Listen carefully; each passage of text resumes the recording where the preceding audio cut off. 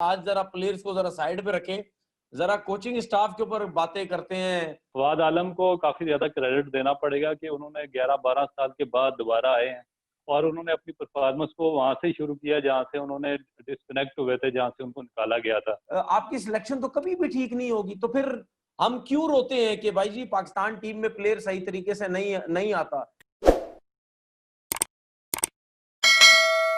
अस्सलाम वालेकुम जी, कैसे आप लोग? सब ठीक ठाक है? एक दफा फिर वेलकम टू तनवीर सेज। और जैसा आपको पता है कि पाकिस्तान की जो टीम है वो न्यूजीलैंड गई हुई है और बहुत ही बुरे तरीके से T20 की सीरीज भी हारी, फिर उसके बाद टेस्ट मैच भी हार गए।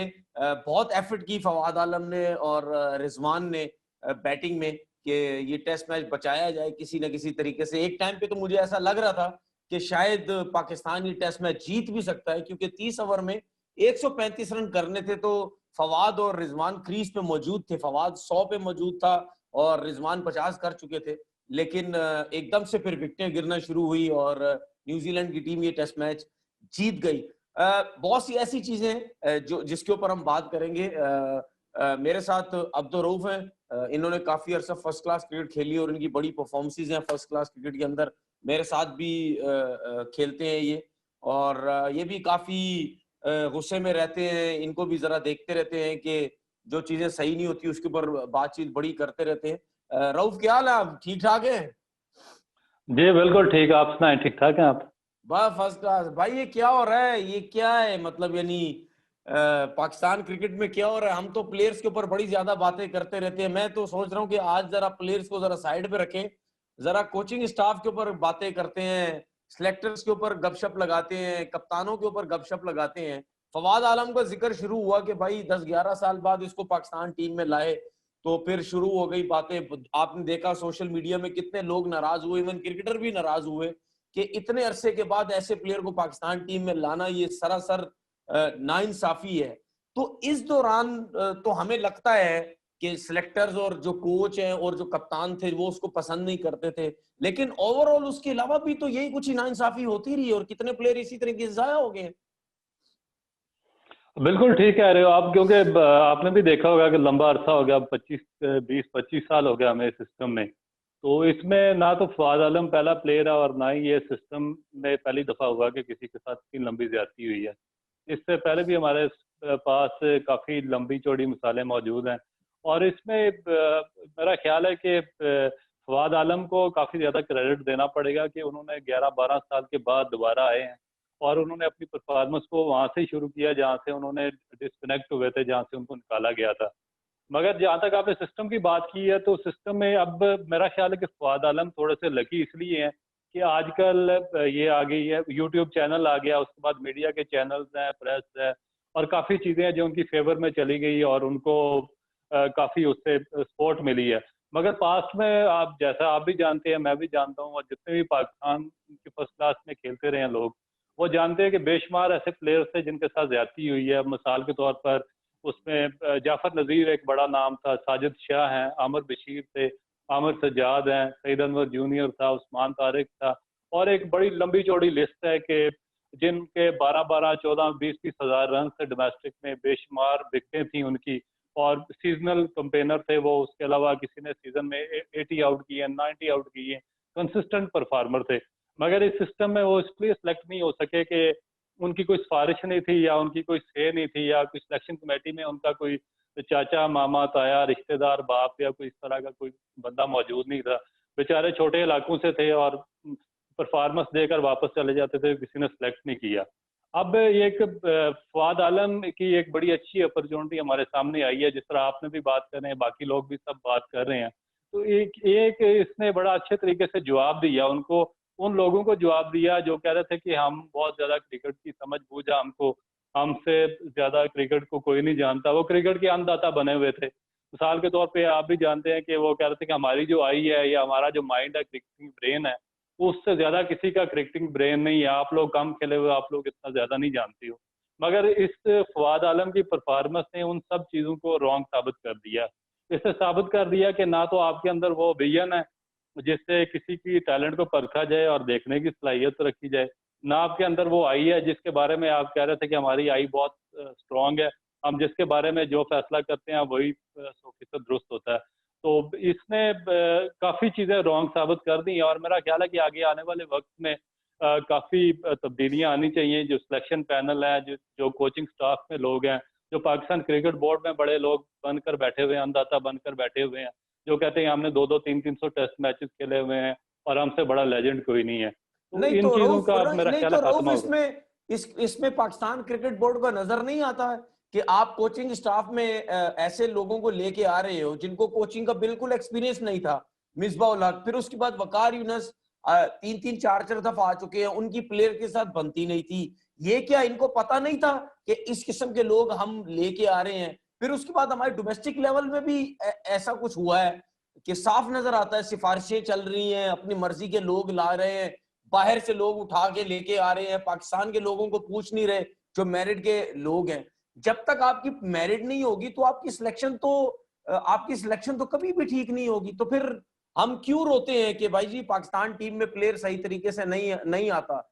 जब नीचे से ही हम प्लेयर को सही तरीके से नहीं लेके आएंगे तो फिर पाकिस्तान की जो हालात है, जो रैंकिंग है, तो यही रहेगी फिर। यार देखिए, आपको भी जिस तरह नॉलेज है कि जो हमारा सिस्टम था, सिस्टम हमारा बहुत अच्छा चल रहा था। उसमें 1 या 2 लोग थे जो ऑफिशियल थे, एसोसिएशन के, उन्होंने सारा सिस्टम करप्ट किया हुआ था और हमें इमरान खान साहब या जो इनकी टीम थी, हमें उनसे बड़ी उम्मीद थी कि ये जो 2-4 लोग हैं जिनकी वजह से सारा सिस्टम यरगमाल बना हुआ, उनको सिस्टम से साइड पर करके न्यूट्रल लोग लेके आएंगे और वो सारा सिस्टम बेहतर करेंगे। मगर हुआ क्या कि वो सारे का सारा सिस्टम ही उन्होंने लपेट दिया और जो नए लोग लेके आए हैं पाकिस्तान क्रिकेट बोर्ड में, उनकी अहलियत नहीं है। वो दोबारा वो उन पे डिपेंडेंट करना शुरू हो गए जो बड़े नाम थे पाकिस्तान क्रिकेट में, जिस तरह वकार यूनुस, मिसबाह या बाकी लोगों की आपने मिसालें दी हैं। अब जो मिसाल जो एहसान मानी या वसीम खान या जिस तरह के ऊपर लोग बैठे हैं, उनको तो पाकिस्तान क्रिकेट की समझ ही नहीं है। उनको क्या पता कि लाड़काना में क्या हो रहा है, उकाड़ा में क्या हो रहा है, डीजी खान में क्या हो रहा है, पिंडी में क्या हो रहा है, डेरा मुराद जमाली में क्या हो रहा है, उनको तो पाकिस्तान क्रिकेट का पता ही नहीं है। तो उन्होंने सारे का सारा सिस्टम हैंड ओवर कर दिया मिसबाह, वकार यूनुस और इन लोगों के जो अकेडमीज में या पाकिस्तान टीम के साथ बैठे हुए हैं। तो वो तो जिस तरह आपने बात की है कि उनको बिल्कुल इस चीज़ का एक्सपीरियंस नहीं है, ये वही हुआ है सेम कि जिस तरह हॉकी बड़ी अच्छी पाकिस्तान की चल रही थी और उसमें जब पाकिस्तान काफ़ी वर्ल्ड ओपन या ओलंपिक वगैरह जीता है, उसके बाद जो ओलंपियन बहुत ज़्यादा फेमस थे, उनके हाथ में सारा स्ट्रक्चर दे दिया गया। उन्होंने सारे स्ट्रक्चर का ही बेड़ा गर्क कर दिया क्योंकि उनको जो इंतजामी मामला थे उनकी समझ नहीं थी और उनको ये नहीं पता था कि सिस्टम को रन कैसे करना है। बिल्कुल वही चीज़ अब पाकिस्तान क्रिकेट में हो रही है कि इन लोगों को समझ नहीं है किस तरह सिस्टम को चलाना है। वो सिस्टम को बजाय नहीं, सही करने मुझे के उसका मुझे बेड़ा गर्क ऐसा कर रहे हैं। लगता है, देखो रऊफ, प्रॉब्लम पता क्या, मुझे ऐसा लगता है कि पता सब है इनको, ये बच्चे नहीं है, ये सिर्फ अपने मुफादात के चक्रों में आते हैं और अपना मकसद पूरा करते हैं। इनको कोई फिक्र नहीं है पाकिस्तान क्रिकेट की कि पाकिस्तान क्रिकेट को किस तरीके से बेहतर करना है। ये कहते हैं जी, अपना सेटअप बनाते हैं किसी ना किसी तरीके से और आके बैठ जाते हैं। अब मतलब यानी सोचने वाली बात है ना यार, कि अगर मिसबाह उल हक को कोचिंग का एक्सपीरियंस ही नहीं है कि वो कैसे पाकिस्तान टीम का हेड कोच बन गया है। वकार यूनुस वहां जाके कोचिंग सिखा रहे हैं, इस टाइम न्यूजीलैंड के अंदर टीम है और वहां पे कोचिंग फास्ट बॉलर को सिखा रहे हैं कि भाई तूने कमर अपनी यूं साइड करती है, साइड ऑन होना है। भाई ये किस किस्म के आप क्रिकेटर हैं, किस किस्म की आप as a cricketer, as a bowler हम आपकी रिस्पेक्ट करते हैं, आपका बहुत बड़ा नाम है। लेकिन यार जब एक बंदे का पता है कि वो एज अ कोच इतना अच्छा नहीं है तो आप उसको लेके आ रहे हैं यार वहां पे, तो आपकी क्रिकेट तो खराब होनी है। मिसबाह उल हक डिफेंसिव किस्म का इंसान है, उसको आप पाकिस्तान टीम का हेड कोच बना रहे हैं। उसने वहां तबाही मचाई हुई है टीम की, फिर आपने चीफ सेलेक्टर भी बनाया, वो वहां भी उसने कितने लड़कों के साथ नाइंसाफी की। अभी आप देखें कि अब्बास से आउट नहीं हो रहे, नसीम शाह को यही वकार यूनुस है, ये कहते थे कमेंट्री में बैठ के कि 150 वाला बॉलर चाहिए हमें 130-32 वाले नहीं चाहिए। अब 135-36 ओवर उसका बॉल नहीं जा रहा और हर मैच खेल रहा है। ठीक है, अगर इसी तरह ही खिलाना है तो फिर वही ज्यादती वाली हम जो बात कर रहे हैं, सोहेल खान 130-32 में बॉल करता है, वो ज्यादा एक्सपीरियंस है उसकी बनिस्बत, वो आपको ज्यादा परफॉर्मेंस करके दे सकता था। तो नाइंसाफी तो ये कर रहे हैं हर जगह पे, क्योंकि प्रॉब्लम ये चाहते हैं कि हम अपनी मर्जी से लोग लेके आए। और वही बात, एहसान मानी और वसीम खान की वो क्रिकेट का बिल्कुल समझ नहीं है, उन्होंने क्रिकेट इनके हाथ में दे दी है। वो ये समझते हैं कि इन्होंने ज्यादा क्रिकेट खेली हुई, इन्हीं को सब कुछ पता है, और ये अपने मुफादात में अपने पाकिस्तान को नुकसान पहुंचाई जा रहे हैं।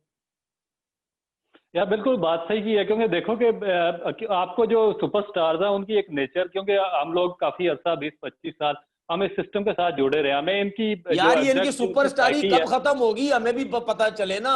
इनकी सुपरस्टारी कौन से जमाने में जाके खत्म होगी? देखिए इनकी जो साइकी है ना, साइकी का एग्जैक्टली आपको भी इल्म है और मुझे भी इसका नॉलेज है।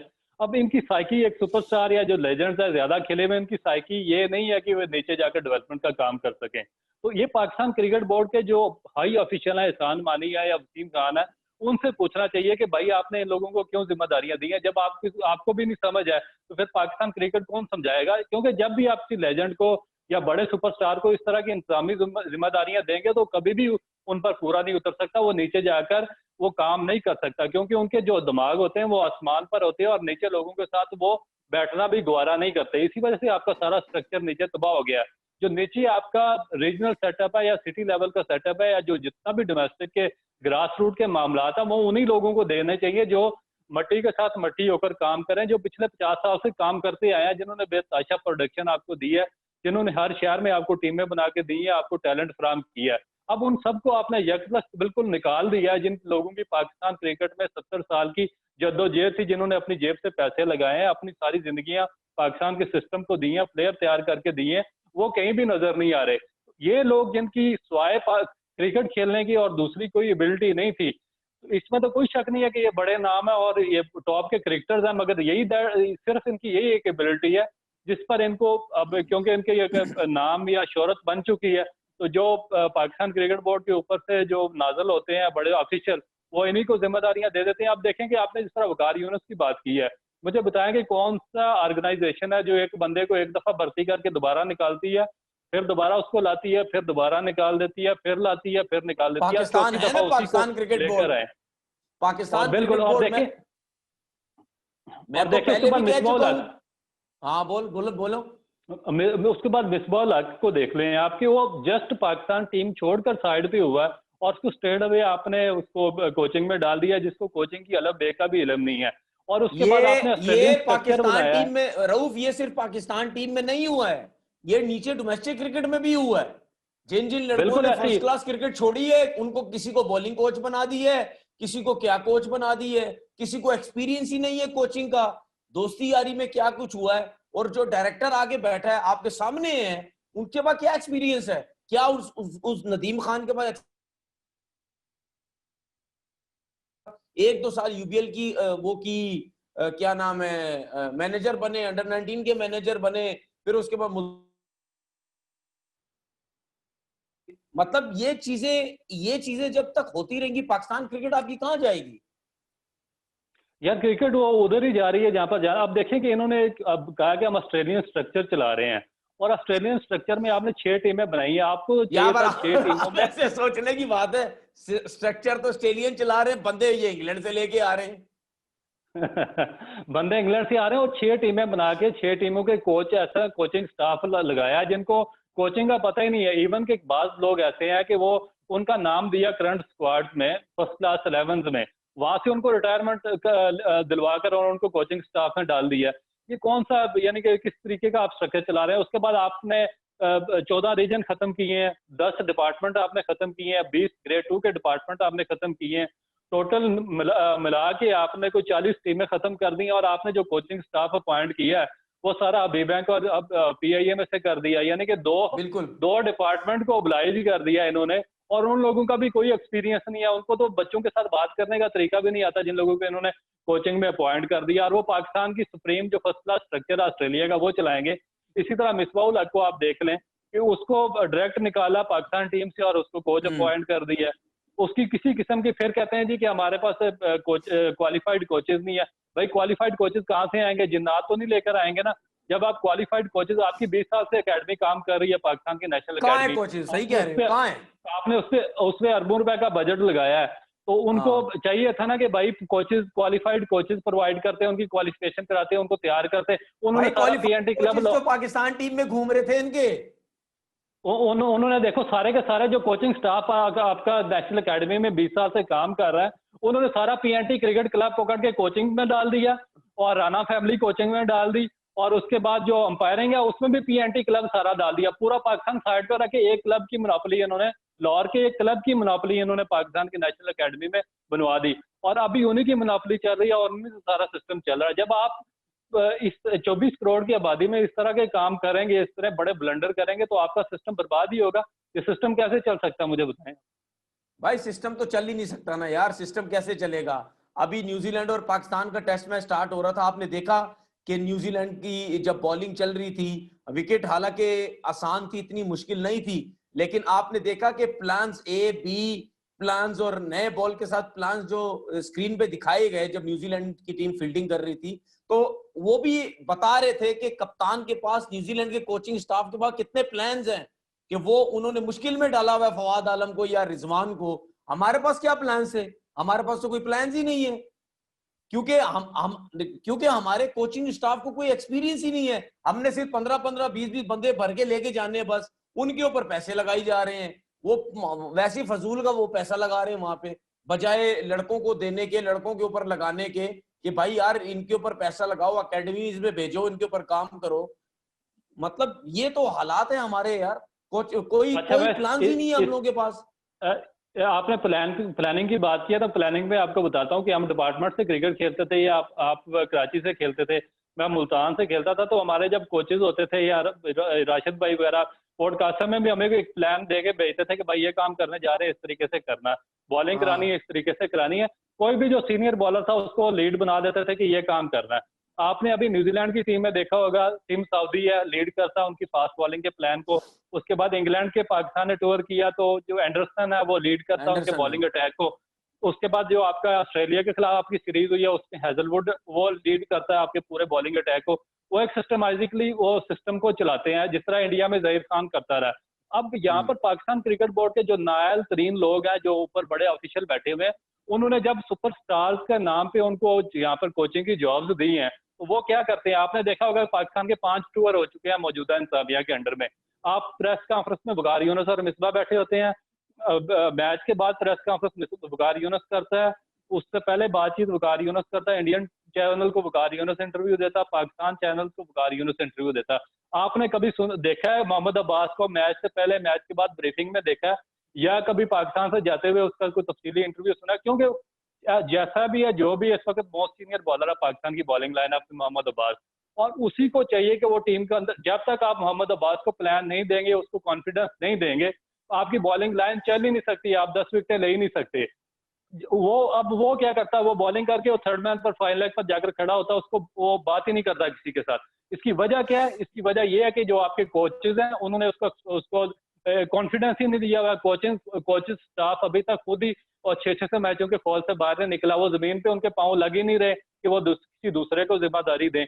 और यही सबसे बड़ा पाकिस्तान का प्रॉब्लम हो रहा है कि जब आपके अपने दिमाग आसमानों पे है, तो आप नीचे काम कर ही नहीं सकते। आप ग्राउंड में खेलना और लीड तो मोहम्मद अब्बास ही करेगा ना। वो पाकिस्तान का जो ग्राउंड के अंदर सिस्टम है, वो तो आपके बॉलर्स नहीं चलाना, जो ग्राउंड के अंदर है वो वकारियों ने अंदर आके तो नहीं चला सकते। तो उन्हीं को कॉन्फिडेंस दें, आप उन्हीं को प्लान बनाकर दें और उन्हीं को चलाने दें। तो जब आप सारी चीजें अपने हाथ में रखेंगे, तो वो तो फिर इसी तरह सुमन बुकमन होकर बैठे रहेंगे और आपका जो भी प्लान होगा वो फेल होता रहेगा। नहीं तो अच्छा, दूसरी बात ये कि जब भी हमारा कोई सिलेक्टर आता है, वो आके कोशिश करता है कि मेरी अपनी टीम बने, मेरी अपनी टीम बने। अगर उसकी टीम नहीं बनती, तो आप क्या समझते हैं ये जो 6 टीमों के जो ये सिलेक्टर्स अभी बनाए हैं, जो चीफ सिलेक्टर के साथ बन के जो सिलेक्टर सिलेक्ट करते हैं, इसमें क्या लड़कों के साथ नाइंसाफियां नहीं हो सकती हैं? 6 टीमों के जो कोचेज हैं, जिसको पसंद नहीं है वो उस लड़के के साथ नाइंसाफी कर देगा, वो गलत बयानियां पे चीफ सिलेक्टर के आगे देगा कि ये प्लेयर अच्छा नहीं है, इसका एटीट्यूड का प्रॉब्लम है, ऐसा कुछ। ये चीज ठीक है आपकी नजर में? बिल्कुल एग्जैक्टली ऐसा ही होता है कि जिसका एटीट्यूड उसके साथ अच्छा नहीं होगा, जिसके साथ उसकी दोस्ती यारी होगी, तो वो उसके बारे में बेहतर रिमार्क्स देगा, और जिसके साथ उसका नहीं बनेगा उसके बारे में नेगेटिव रिमार्क्स देगा। और अभी तक ये जो 6 टीमों के सिलेक्टर हैं, इनको तो अपनी जॉबों की फिक्र पड़ी हुई है, क्योंकि इनकी अपनी अहलियत ही नहीं है। ये तो अपनी जॉब बचाने के और अगले साल के कॉन्ट्रैक्ट लेने के चक्रों में ये पाकिस्तान टीम क्या सिलेक्ट करेंगे। अभी तक मुझे कोई एक लड़का बताया जो इन्होंने पाकिस्तान टीम को दिया और उसने जाकर परफॉर्म किया। आपने न्यूजीलैंड के टूर पर जो आप 5 लड़के लेकर गए हैं, नए लड़के, उनकी क्या परफॉर्मेंस है? 0/0। सारे उसके मैचेस बाद हार जो गए हैं। सारे में इवन जिम्बाब्वे के खिलाफ आप आखिरी वनडे मैच हार गए हैं, और एक वनडे 2 हाँ दफा हारे हैं। सुपर ओवर से हाँ, पहले आ रहे हैं, सुपर ओवर के बाद भी हार गए हैं आप। बाद उसके भी बाद हार आप गए। इंग्लैंड में तीनों फॉर्मेट हार गए हैं, ऑस्ट्रेलिया में तीनों फॉर्मेट हार गए हैं, श्रीलंका ने यहाँ पर आकर आपको व्हाइट वॉश कर दिया। तो ये जो 6 कोचेज आपने लगाए हैं, सिलेक्शन कमेटी लगाई हुई है, मुझे कोई एक इनकी प्रोडक्ट बता दें जिसने ऊपर आकर परफॉर्म किया हो। और देखें, प्रोडक्ट आपकी जो टेस्ट या वनडे के लिए आप पाकिस्तान टीम को देंगे, उनकी डेफिनेट कोई ना कोई उनके बैकग्राउंड में कोई 5-6 हजार 8 हजार रन होने चाहिए। आप मुझे फर्स्ट क्लास आपके पूरे जो सिस्टम है उसमें कोई एक लड़का बता दें जिसके 5-6 हजार रन है। इन्होंने यकलक सारा सिस्टम निकाल दिया, जो सीनियर प्लेयर अच्छा खेल रहे थे उनको गायब कर दिया सिस्टम से। अब इसी तरह जो अच्छा, T20 की ऐसा तो परफॉर्मेंस नहीं पर। है, ऐसा देखो रऊफ, ऐसा तो नहीं है जो मुझे लगता है, शायद आपको भी लगता हो कि जॉब्स जिन लोगों को दी जाती हैं वो जानबूझ के ऐसे लोगों को दी जाती हैं जो यस मैन हो, कि आगे से ज्यादा बातें ना कर सके, और ऐसे लोगों को ही लेके आए कि जो जो क्रिकेट बोर्ड जो बोलेगा वो उसकी सुनेगा। मुझे तो ऐसे ही लगता है क्रिकेट में ऐसे ऐसा कुछ ही हो रहा है। ये तो शुरू से ही हो रहा है। मुझे बताया कि मुझे बताओ, जॉब आपको और मुझे थोड़ा देंगे वो कि हम अपनी मर्जी से बात करेंगे।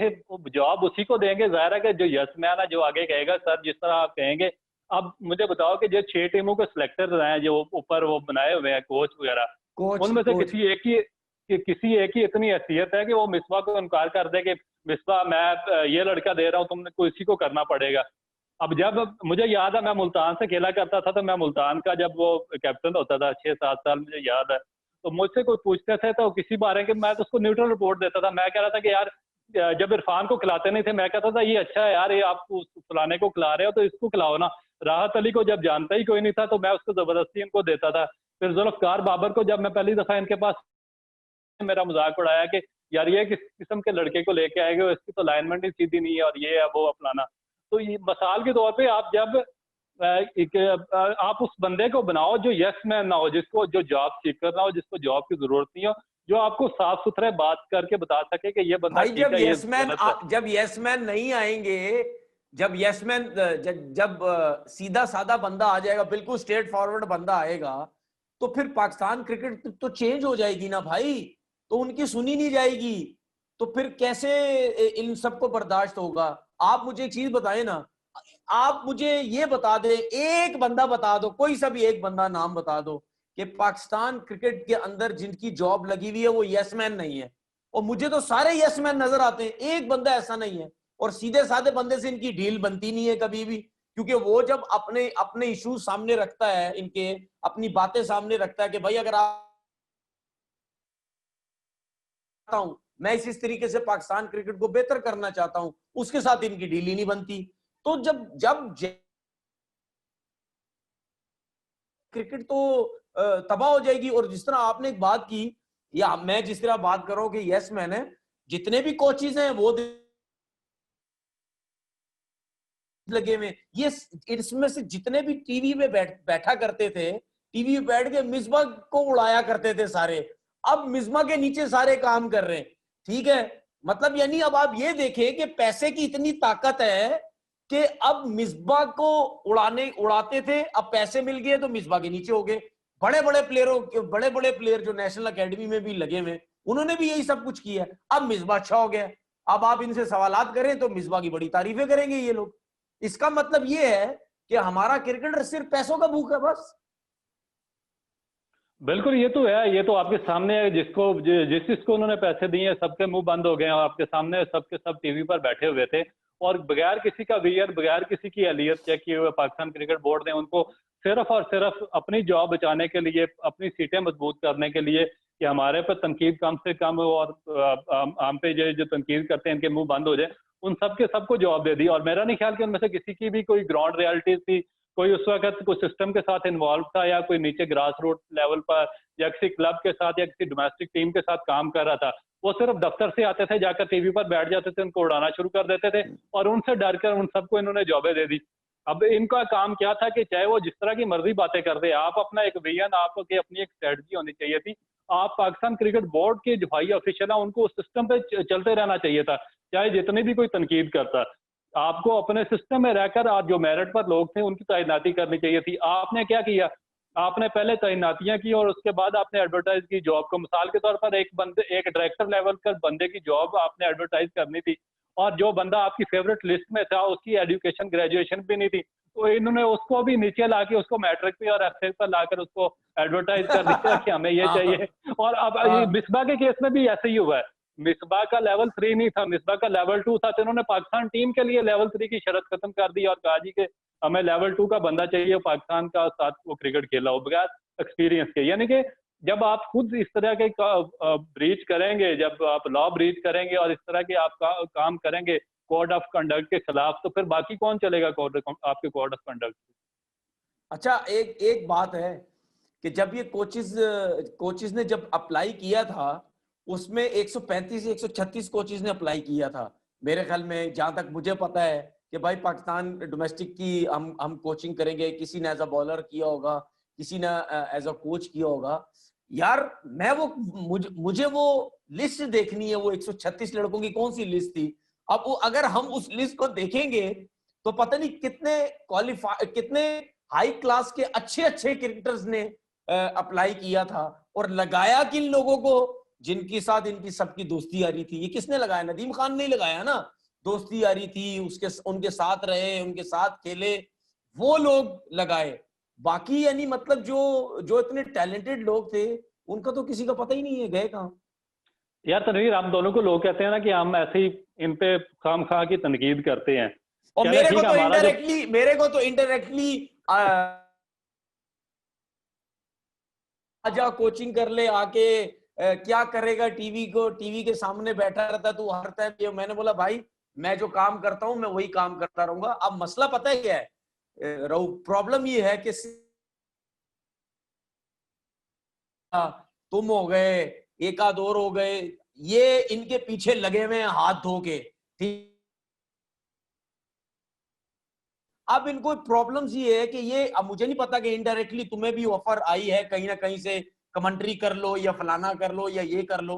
यार हम क्रिकेट को बेहतर करने की कोशिश करते हैं टीवी पे बैठ के, ठीक है, हम चाहते हैं कि क्रिकेट बेहतर हो, सही है। और दूसरी बात ये, हम इस सिस्टम के अगेंस्ट हैं, हम इस सिस्टम के अगेंस्ट हैं। हम कैसे आके आप कि भाई हम उन लोगों में से नहीं है कि पैसों के भूखे हैं, टीवी पे आते हैं सिर्फ नौकरी करने के लिए या सिर्फ पैसे कमाने के लिए। हम तो वो लोग हैं जो क्रिकेट को बेहतर करने के लिए होते हैं। लेकिन टीवी पे बैठ के पाकिस्तान क्रिकेट के अगेंस्ट बात करते थे, उनको जो पैसे नजर आए हैं वो तो जाके पाकिस्तान टीम में क्या अकेडमीज में लग गए हैं, कोचेस बन गए हैं यार। यार इसमें एक और मैं आपको चीज़ बताऊं कि देखें कि हमारे या आपके कभी भी जो हमारे पुराने कोचेस थे उनके साथ कोई इतना अच्छा कोई इंटरेक्शन या ताल्लुक इतना अच्छा नहीं रहा था। मगर इस सब के बावजूद भी जो आपने आपने चाहे जितना भी 20 साल में पाकिस्तान क्रिकेट एकेडमी में सारा सिस्टम का बेड़ा गर्क किया है, आपने बेशुमार अपने दोस्तों को ओब्लाइज किया है। जितना भी पाकिस्तान क्रिकेट बोर्ड में ये लोग सिस्टम को चलाते रहे, रन करते रहे, जिनका काम था कि अच्छे अंपायर तैयार करने, अच्छे कोचेस तैयार करने, अच्छे मैच रेफरीज तैयार करने और पढ़े लिखे लोगों को सिस्टम के अंदर, और मेरिट पे जो साफ लोग हैं उनको सिस्टम के अंदर लेके आना। इन्होंने किसी आदमी को सिस्टम में नहीं लेके आए। जितने विजनरी लोग थे, जितने पढ़े लिखे लोग थे, जितने अच्छे साफ सुथरे लोग थे, इन्होंने उनको जानबूझकर दूर किया पिछले 20 साल में, ठीक। लेकिन उसके हाँ जाहिर सी बावजूद भी बात है, सही है। फिर भी जो इन्होंने एक 15-20 साल में एक कोचेस की लॉट तैयार की थी पाकिस्तान क्रिकेट एकेडमी में, मेरा ख्याल है कि जो आज अभी इन्होंने अपॉइंटमेंट की है एक आध साल के अंदर, वो उन जो पुराने जो ऑलरेडी सिस्टम के साथ काम कर रहे थे, वो उनसे भी, ये वाले इनसे भी बेताशा यानी कि बदतर है। इनका ना कोई एक्सपीरियंस है, ना इनका बिल्कुल कोई बिल्कुल। ग्रास रूट लेवल पर कोई तजर्बा है, ना इनका कोई इंटरेक्शन है यंग जनरेशन के साथ, ना इनको प्लेयर्स की साइकी का पता है, ना इनको गेम प्लानिंग का पता है, ना इनको मैच खिलाने का पता है, इनको किसी चीज का भी नहीं पता। सिर्फ यारी और दोस्ती और ओबलाइजिंग में इनको उठाकर इन्होंने, वो जो पुराने कोच थे जो 10-15 साल से पहले काम कर रहे थे, उनको काफी एक्सपीरियंस भी आ गया था, उनको सिस्टम चलाना भी आ गया था, वो काफी बेहतर काम कर रहे थे। मगर यकलस तो उनको सब सिस्टम से आउट करके इन्होंने ये नया अपॉइंटमेंट किया, और अपॉइंटमेंट भी 6 टीमों के खिलाफ, जिसका बिल्कुल टोटली इन्होंने बेड़ा गर्क करके रख दिया। इसी तरह जो आपके मैच रेफरीज हैं, आप देखेंगे किस किस्म के लोग आपके टास्क करवाने जाते हैं। जिनका ना आपको पता ना मुझे पता है, वो मैच रेफरी बने हुए हैं, वो कोई वकील है, कोई लॉयर है, कोई प्रोफेसर है, कोई हाँ किधर से हाँ आ जाता है, हाँ, कोई किधर से आ ऐसे ही जाता है। है, वो काल ये लोग हाँ इनको oblige करते हैं और लाके डाल देते हाँ हैं। इसी तरह अंपायर है, नए नए अंपायर का पता नहीं कितना भाई, ये मेरी बात सुने, हमारी तनकीद को छोड़ दे, हमें भी छोड़ दे, कम अज कम उन लोगों को तो oblige करें जो पिछले 10-12 साल से आपके साथ काम कर रहे थे, जिन्होंने काफी, ये तो नहीं हो सकता कि यार, 100 में से आपके पाकिस्तान, आपके एकेडमी के दो कोचेज, मैं नहीं समझता कि या कहता कि उनकी किसी से दोस्ती थी या नहीं थी, जो भी थी, मैं आकर सच की बात करता हूं। सबी अजहर और तैमूर खान, दो कोचेज आपके ऐसे थे जिनके लेवल 4 कोचिंग कोर्सेज किए हुए हैं, और उनको उठा के पाकिस्तान क्रिकेट बोर्ड ने उनको साइड में फेंक दिया है। 10-10, 15-15 साल का एक्सपीरियंस था उनके पास। मतलब अगर आप इतनी इन्वेस्टमेंट इन लोगों पे कर रहे हैं और कुछ बातों के ऊपर आप इनको उठा के निकाल रहे हैं, बाहर कर रहे हैं, जो भी है, तो इस तरह तो आपकी पाकिस्तान की क्रिकेट तो अब आप एक चीज देखो कि लेवल 4 कोचिंग कोर्स वाले बंदे को कहां पे होना चाहिए। मैं कहता हूं पाकिस्तान टीम के अंदर कम से कम लेवल 4 कोचिंग कोर्स का बंदा होना चाहिए, और नेशनल क्रिकेट अकेडमी के अंदर भी होना चाहिए। अब नेशनल क्रिकेट अकेडमी के अंदर आप देखिए उमर रशीद को लाके बिठाने की कोशिश कर रहे हैं या बिठा दी है। अब जिनको जिनको पता ही नहीं है किसी चीज का, यार कोई एक्सपीरियंस ही नहीं है।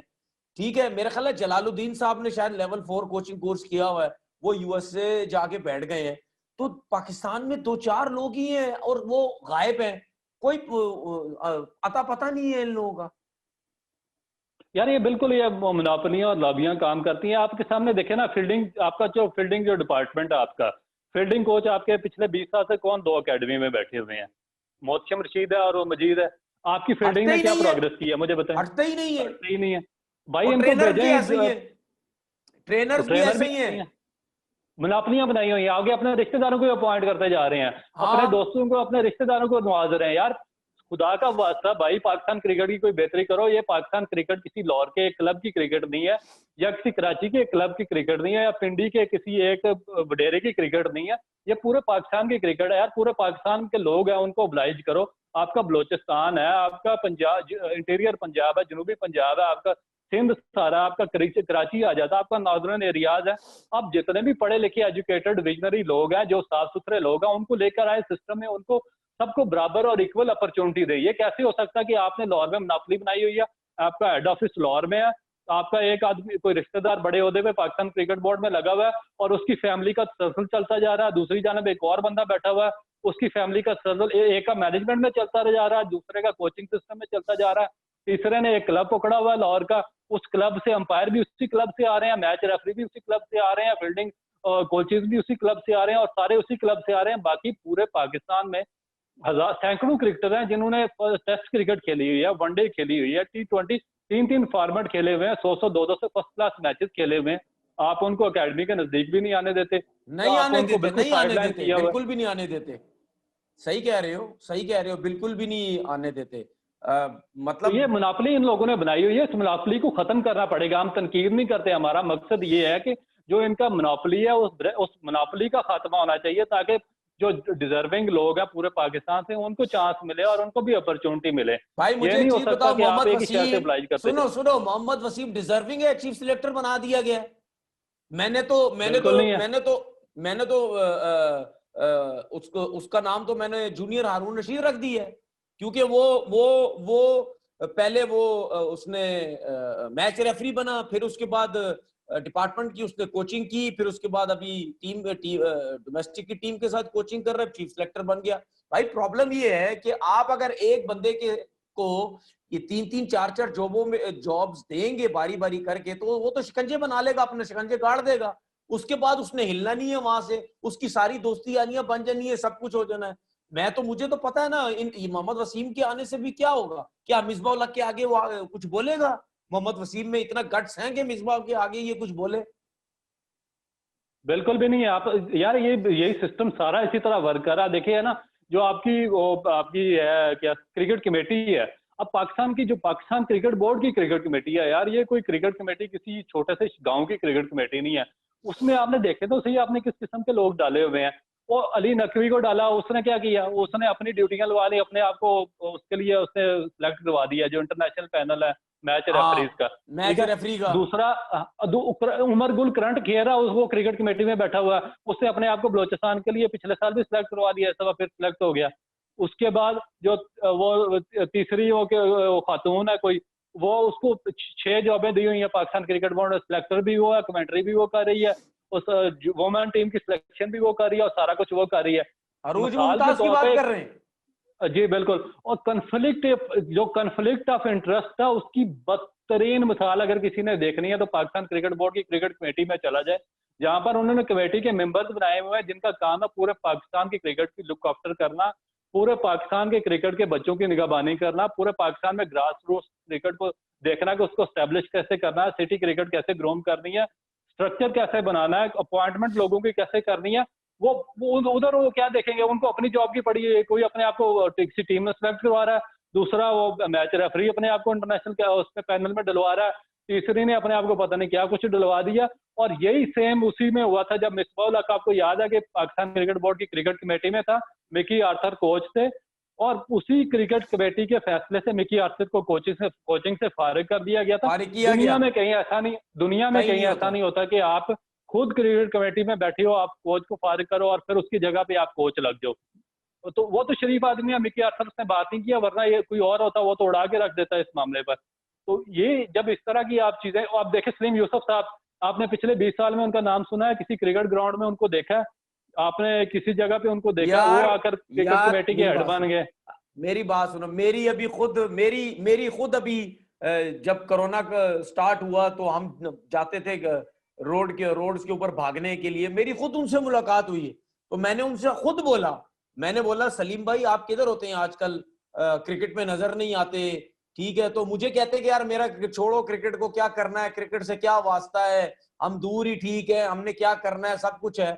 मतलब जो बंदा 10 15 20 साल से क्रिकेट की तरफ ध्यान ही नहीं है, ना सोशल मीडिया में है ना कहीं है, वो क्रिकेट कमेटी का यार उसको आपने वो हेड बना दिया। मतलब यानी मजाक बनाया हुआ इन लोगों ने। मुझे तो लगता नहीं, मुझे तो समझ नहीं आती कि ये कौन लोग हैं, ये किधर से आए हैं। ये दुनिया का वाहिद इदारा है जहां पे मेरिट बिल्कुल नहीं है, जहां पे एक बंदे को 6 नौकरियां दी जाती हैं, जहां पे उस बंदे को लाया जाता है जिसका दूर दूर तक नामो निशान नहीं होता। अब क्रिकेट कमेटी का मतलब क्या है? सलीम यूसुफ को बना दिया, ठीक है, क्रिकेट कमेटी को पूछना किसने? जिस किस्म की कमेटी है उस किस्म का बंदा लाके आपने बिठा दी है, ठीक है। और मजे की बात देखो रऊफ, मतलब यानी एक तुम्हें शायद याद होगा कि एक वर्ड मैंने बोला बोला था एक टाइम पर, वो पड़ा चला, वो पड़ा लोगों को तकलीफ भी हुई। मैंने बोला था कि पाकिस्तान क्रिकेट बोर्ड में इस तरह हो तो सारे आ जाएंगे, कोई मसला नहीं है, ठीक है। तो मुझे तो ऐसे लगता है जिसको बुलाते हैं वो आ जाता है, वो ना अपनी इज्जत देखता है, ना कोई अपनी वैल्यू देखता है, ना कुछ देखता है, वो उठा के हाँ कर देता है, हाँ जी मैं आ रहा हूं, बस भूखे हैं सारे इसका मतलब क्रिकेट बोर्ड के। अब मुझे एक चीज बताओ, अब नेशनल क्रिकेट एकेडमी में अतीकु जमा को लेके आए, मोहम्मद जाहिद को लेके आए, सकलैन मुश्ताक हो गया और लोग हो गए।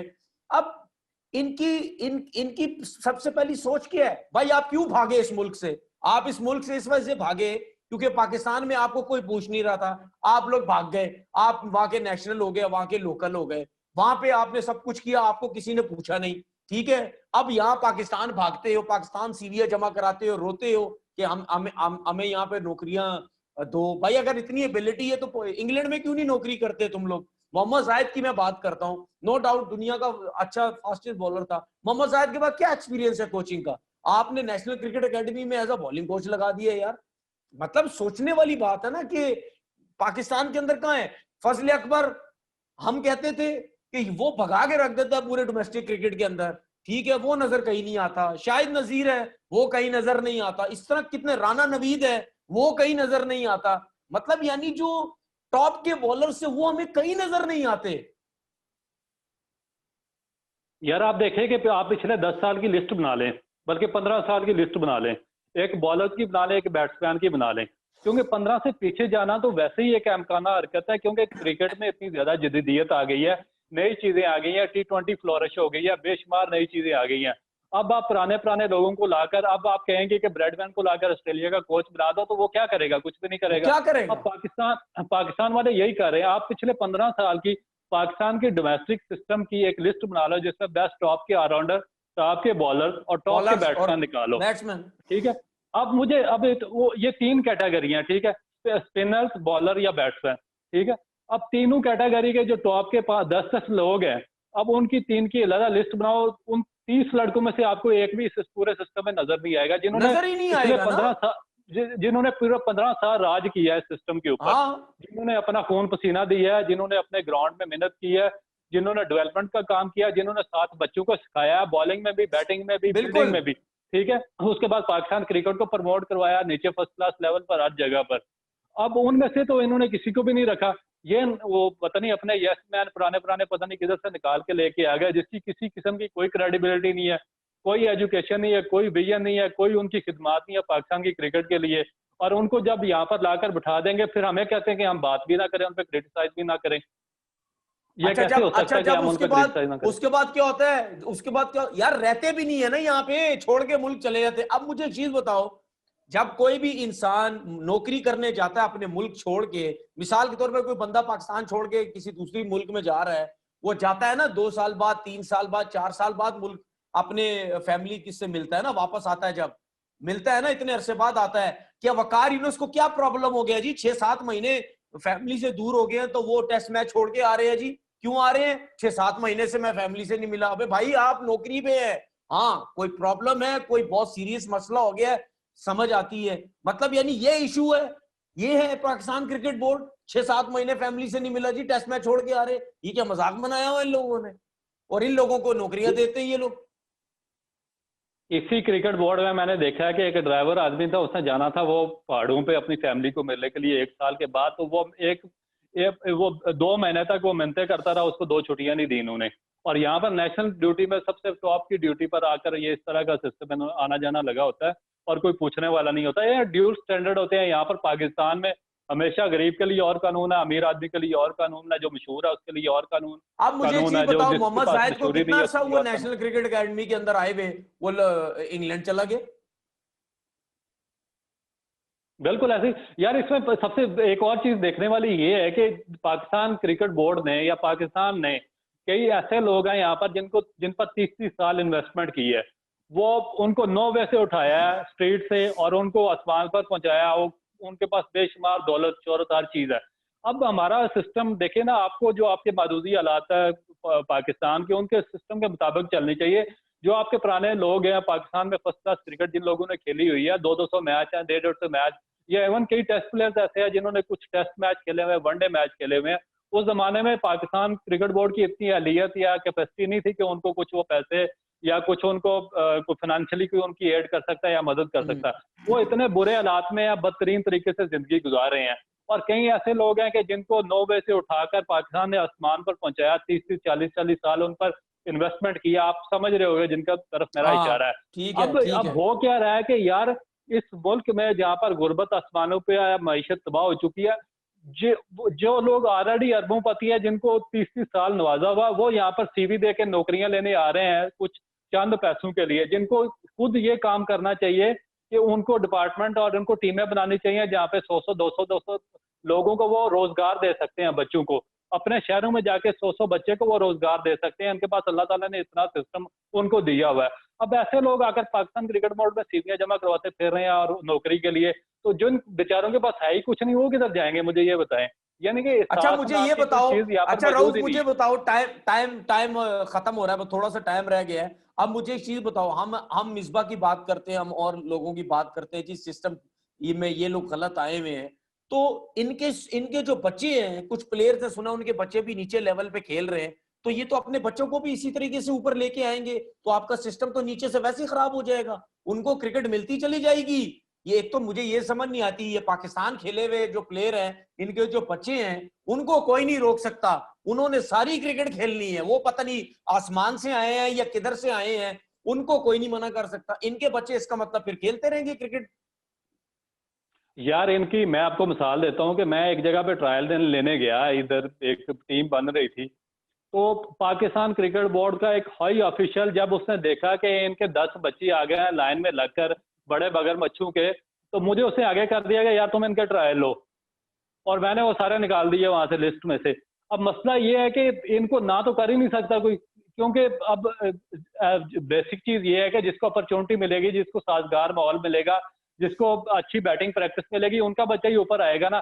अभी उन्होंने फ्यूडल सिस्टम लाकर रख दिया, जिन लोग इनको दौलत भी इनके पास है, शोहरत भी इनके पास है, घर भी बड़े इनके पास है, 8-8 कनाल, 1-2 एकड़ के घर है इनके पास, हाँ बॉलिंग मशीनें अंदर रखी हुई हैं इन्होंने। उनके बाद इनके पास अपने ग्राउंड है, गवर्नमेंट ने भी इन पर एहसान किए हुए, ग्राउंड भी इनको दिए हुए हैं। चाहे डीएचए देख लें, चाहे सिटी गवर्नमेंट देख लें, उन्होंने भी इन पे नवाजियात की बारिश की हुई है। वहां पर भी इनके बच्चों के लिए अपॉर्चुनिटी है, बॉलिंग मशीन पर भी इनके बच्चे खेल रहे हैं, घरों में भी इनके बच्चे खेल रहे हैं, आगे सिलेक्शन में भी इनके बच्चे आएंगे, जो कोचेज अपॉइंट हुए हुए हैं, जो या सिलेक्टर अपॉइंट होने हैं, वो भी इन लोगों ने खुद करने हैं। तो उनकी क्या मजाल है कि इनके बच्चों को इनकार कर दें।